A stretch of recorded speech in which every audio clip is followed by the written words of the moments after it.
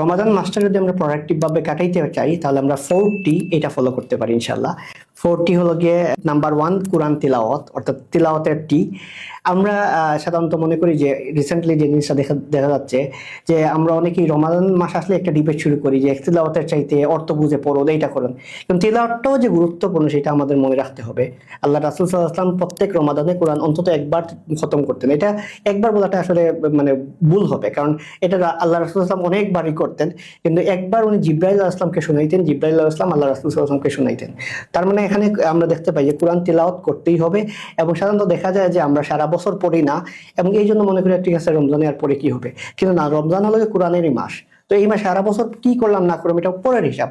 যেহেতু রমাদানটা কোরআনের মাস, এই মাসে যেহেতু আমাদের সবার টেন্ডেন্সি থাকে কোরআন তিলাওয়াত করার, অন্তত একবার চেষ্টা করবো পুরো কোরআনটা একবার খতম দেওয়ার, যেন আমরা আমাদের উপর যে কোরআনের হক আছে সেটা যেন আমরা আদায় করতে পারি। নাম্বার 2 তরজমা, অর্থাৎ কোরআনটা তিলাওয়াত করলাম কিন্তু কোরআনের অর্থটা কি সেটাই জানি না, এটা যেন না হয়। আল্লাহ কোরআনটা নাজিল করছেন শুধুমাত্র তেলাওয়াত করার জন্য না, এইটা যেন আমরা বুঝি, এটার জন্য গাইডলাইনটা পাই, আমরা এইটার আলোকের জন্য জীবন পরিচালনা করতে পারি। তার মানে আমরা পৃথিবীর কত বই পড়লাম ইংলিশে, বাংলায়, আরবিতে, কিন্তু আমরা যদি যে কোরআনটা আল্লাহ সর্বশেষ গাইডলাইন হিসেবে নাজিল করেন সেইটা আমরা যদি একবার পুরোটা ফার্স্ট টু লাস্ট যদি বুঝে না পড়ি, তাহলে আসলে আমরা এমন একটা জিনিস পড়লাম সেটার কোনো অর্থই জানলাম না।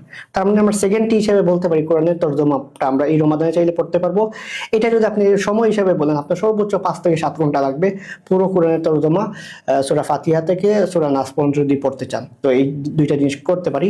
নাম্বার 3 তাফসির। আমরা অবশ্যই এই রমাদানে কোরআনের তাফসির পড়তে পারি, এবং দেখা যায় কি মানুষ আসলে কোরআনের তাফসিরটা আসলে এত বিশাল। আপনি সূরা বাকারার তাফসির দেখেন, এটা আপনি চাইলে 1 মাসেও শেষ হবে না সূরা বাকারার যদি তাফসির পড়া শুরু করেন। এবং সূরা আলী ইমরান কত সূরা আছে, কোন সূরা রেখে আপনি কোন সূরার তাফসির পড়বেন? তাহলে আমরা কি করতে পারি, অন্তত দেখতে পারি যে কোরআনের সবচেয়ে বহুল পঠিত যে সূরাগুলা যেগুলো আমরা নামাজে পড়ি, এরকম 10টা সূরার যদি আমরা তাফসির পড়ি, এই সূরাগুলোতে কি হয়, কি প্রেক্ষাপটে নাজিল হয়, তাহলেও তো অন্তত আমরা তাফসিরটা পড়লাম।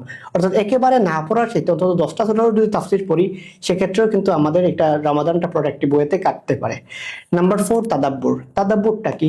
তাদাব্বুরটা হলো কোরআনের সবচেয়ে ইম্পর্টেন্ট জিনিস, যে আল্লাহ কোরআন যে কারণে নাজিল করেন সেটা আমরা বুঝা, যে এই যুগের প্রেক্ষিতে এই আয়াতটা কিভাবে রিলেভেন্ট।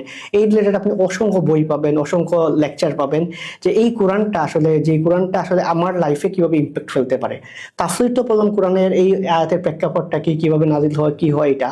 তাদাব্বুরটা হলো গিয়ে এই কোরআন আমার লাইফে কিভাবে ইম্প্যাক্ট ফেলতে পারে সেটা জানা। তার মানে আমরা যদি বলি 4টি, একটা হলো গিয়ে তিলাওয়াত, তরজমা পড়া, তাফসির পড়া, তাদাব্বুর করা, এই 4টা টি যদি আলোকে যদি আমরা রমাদানটা কাটাইতে পারি, তাহলে আশা করা যায় এই রমাদানটা আমাদের জন্য প্রোডাক্টিভ হবে, এবং অন্য যে কোনো রমাদানের চাইতে এই রমাদানটা আমাদের বেস্ট হবে। কারণ আমরা শুধুমাত্র তিলাওয়াত করতেছি না, শুধুমাত্র তাফসির পড়তেছি না, শুধুমাত্র তাদাব্বুর করতেছি না, আমরা 4টা একসাথে করতেছি। যখন আমরা 4টা একসাথেই করবো, তখন আমরা বলতে পারবো যে আলহামদুলিল্লাহ গত রমাদানের চাইতে এই রমাদানটা আমাদের জন্য বেটার হলো। এবং এভাবেই আমাদের আসলে ট্রাই করতে হবে প্রত্যেক রমাদান যেন একটার পর আরেকটা রমাদানটা বেস্ট হয়। তো এটা যদি আমরা করতে চাই, এই 4টিটা আমরা অবশ্যই ফলো করতে পারি ইনশাআল্লাহ।